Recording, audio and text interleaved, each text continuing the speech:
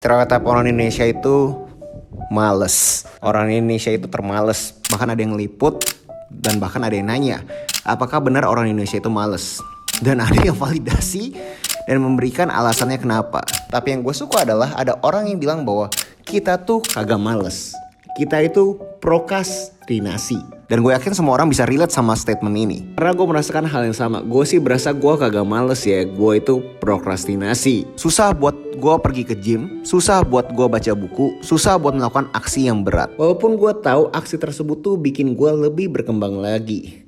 Tapi entah kenapa kayak seakan-akan tuh ada monyet di otak gue yang bilang udah kagak usah ngapa-ngapain, nyantai aja, malas-malasan aja, jadi tim rebahan aja. Dan mayoritas pada bilang lu harus mempunyai tekad dan komitmen untuk ngusir monyet tersebut. Tapi setelah gue pikir-pikir, semua orang bisa ngomong kan mereka komit kan ya. Tapi ya kenapa semua orang akhirnya tetap malas dan prokrastinasi? Ngomong simpelnya, ngomong mah gampang. Dan akhirnya gue ketemu cara pertama untuk ngusir otak monyet kita, nge-hack otak kita untuk melakukan sesuatu yang produktif. Harus paham dulu gimana cara otak kita itu bekerja. Otak kita itu punya ego. Otak kita memberikan suatu visual di mana kita itu orangnya keren banget, di mana visual tersebut harus dijaga. Kalau misalkan melakukan sesuatu yang nyaman, dia tuh masih oke, karena sesuai dengan visual yang dia inginkan. Keren. Tapi kalau sudah menyakitkan dan bisa memberikan impresi kita bodoh, no. Otak kita benci banget sama yang kayak gitu. Contoh semua orang yang bisa relate adalah saat kita mau chat orang yang kita suka. Boro-boro nembak, nanya hai apa kabar, mau makan nasi padang nggak, nanti aja kagak berani. Otak kita bilang no. Dan ini yang di bukunya The War of Art by Steven Pressfield bilang resistance. Atau bahasa Indonesia si penentang, si paling resistensi. Di mana di bukunya Steven Pressfield bilang kalau kita mau mendapatkan suatu pencapaian di segala macam bidang, kita harus bisa melawan si resistance. Tapi kalau misalkan kita zoom out, kita lihat bagaimana perilaku kita terhadap hal-hal atau aksi yang tidak nyaman itu, semakin besar aksinya, semakin besar juga resistensinya. Contoh disuruh habisin buku 500 halaman. Pasti udah males banget kan?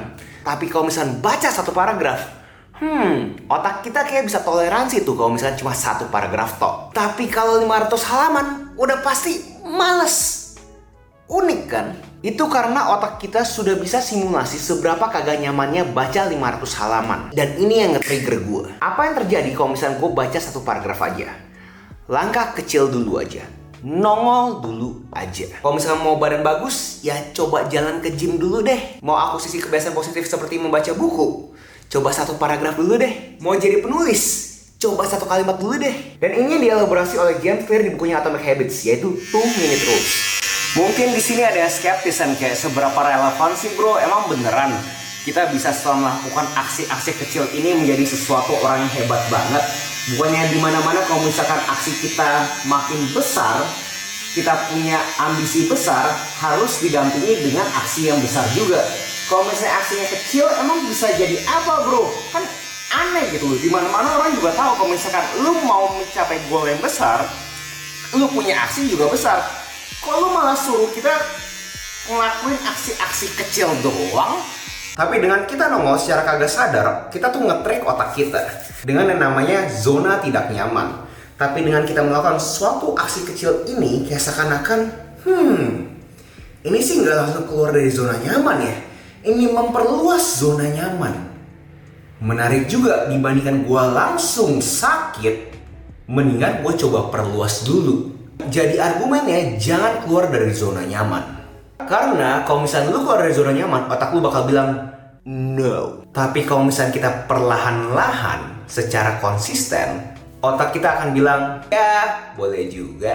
Tapi dengan kita udah nongol terus secara konsisten, sesuatu yang kecil ini menjadi nyaman untuk kita. Jadi itu saat zona nyaman kita diperluas.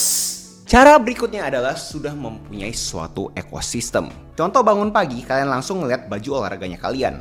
Jadi itu nge-trick otak kalian bahwa setelah bangun pagi, kalian tuh harus olahraga. Contoh kalau misalnya kalian masuk ke meja kerjanya kalian cuma ada buku doang. Mau kagak mau, pasti kalian baca buku. Dilawan dengan kalau misalkan ada handphone.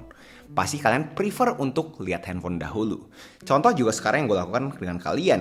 gue udah nge-setup sekian banyak ekosistem di rumahnya gue untuk gue bikin video. Kalau misalkan tidak ada ekosistem terhadap mic yang kalian sekarang denger ini, mungkin gue kagak bakal pernah bikin video ini juga. Dan gue baru sadar ternyata gue masih ada kumis.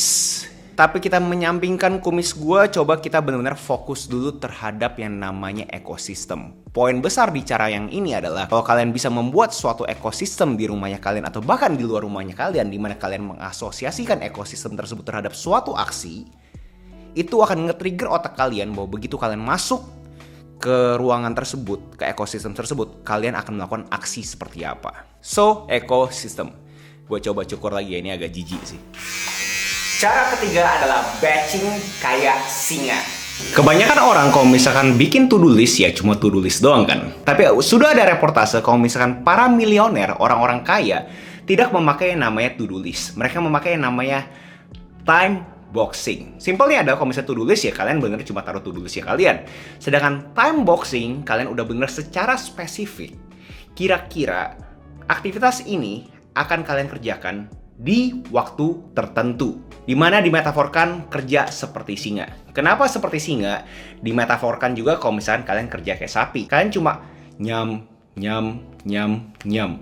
Setiap hari ya makan rumput dengan teratur ya gitu-gitu aja kan. Sedangkan kalau misalkan singa lagi berburu, bener-bener nge-sprint gila-gilaan kan. Dia makan, habis itu dia istirahat.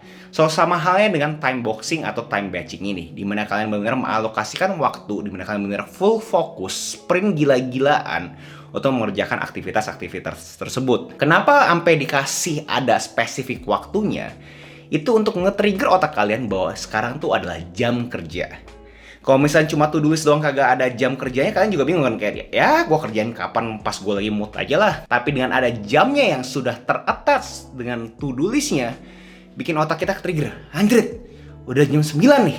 Gue harus ngapain nih sekarang? Mungkin sekarang ada yang berasa kayak, bro, gue udah kerjain ini semua, tapi entah kenapa gue punya ego masih lebih kuat. Yang lu bilang resistance itu jauh lebih kuat, bro. Dia kagak pengen gue keluar dari zona nyaman. Buat kalian yang se-ekstrim itu, biasanya tuh karena tekanan sosial. Kalian kagak pengen terlihat bodoh di antara sekitarnya kalian. Dan itu bukan salahnya kalian loh. Gue yakin semua orang kagak pengen terlihat bodoh. Tapi kalian harus lihat dari sisi positifnya. Jangan lihat ini untuk mencari validasinya mereka. Ngelihat aksi ini untuk memenuhi kalian punya motivasi secara intrinsik. So, lihat dari angle fun-nya, menyenangkannya. Kalau misalnya aktivitas ini menyenangkan buat kalian, bukannya itu udah cukup. Kalian sudah belajar sesuatu, kalian menghasilkan sesuatu. Menurut gua, aktivitas seperti itu sudah sehat banget tanpa mencari validasi secara eksternal. Dimana idealnya kalian bisa bekerja dan berkarya. Dua Venn diagram ini kalian cari irisannya dan fokus di irisan tersebut. Gak semua orang se-privilege lo, bro, bisa bekerja dan berkarya langsung kayak gitu. Bekerja sesuai passion, enak banget lah. Kita mana bisa, bro. Saatnya gue perkenalkan identity based behavior. Kalau sekarang mindsetnya kalian mau jadi orang yang suka baca buku, tapi ego kalian berasa, lu mah sok-sokan. Terus kalian bilang, ya juga ya. Ya, kalian kagak bakal kemana-mana, guys. Jadi, jangan lihat dari aksinya dulu. Jadi, jangan mulai dari aksi baca bukunya dulu. Tapi, akuisisi dulu identitas pembaca buku. Seperti yang Om Botak ini pernah ngomong di bukunya. The goal is not to be a reader, the goal is to read a book. Jadi, kita nge-hack otak kita. Kita kasih tahu egonya kita tuh udah orang yang berbeda. Dari sana, resistensinya akan mulai turun. Bro, lu suruh kita fake it till you make it. Itu mah fraud, bro. Pertama, kalau misalnya kalian berasa analogi itu cocok, ya silahkan pakailah. Yang penting kalian beraksi. Kedua, kata fake itu kan palsu ya. Di sini gue nggak bilang identitasnya tuh seakan-akan gue tuh si paling akademis, si paling pintar, si paling tahu semuanya. Gue cuma bilang gue pembaca buku. Gue kagak bilang badan gue paling bagus banget, gue si paling bodybuilder. Gue cuma bilang gue orangnya suka olahraga. Jadi dengan mengakuisisi identitas-identitas ini, kalian itu akan mengasosiasikan diri kalian dengan aksi-aksi identitas tersebut. So, jadi untuk kalian melawan prokrastinasi, menurut gue butuh cara-cara ini. Dan saat kalian sudah melakukan ini secara konsisten, aksi kalian itu akhirnya mendatangkan progres yang akhirnya memberikan kalian motivasi dan mood untuk mempertahankan citra diri yang kalian ingin akuisisi. Shout out ke James Clear dan Steven Pressfield yang sudah memberikan insight-insight ini dari bukunya dan Kaijun Academy untuk inspirasinya. And hai warga kreatif, buat kalian yang belum kenal, salam kenal dulu. Nama gue Agus Teo Halim. Di channel ini gue ngomongin semua yang berhubungan dengan produktivitas dan buku-buku yang gue udah pernah baca. Buat kalian tertarik bisa cek playlist ini, dan buat kalian tertarik untuk bikin website gratis yang keren banget, kalian bisa cek yang namanya alienka.id. Kalian bisa jualan kalian punya digital product, kalian bisa jualan kalian punya jasa, bisa ngumpulin kalian punya leads, database, cek deh alienka.id. Gratis guys. Next video essay kalian pengen gue ngomongin apa juga tinggal komen aja di bawah. Jangan lupa like, comment, subscribe, nyalain notifnya, share teman kalian, and I'll see you in the next video. Salam kreatif.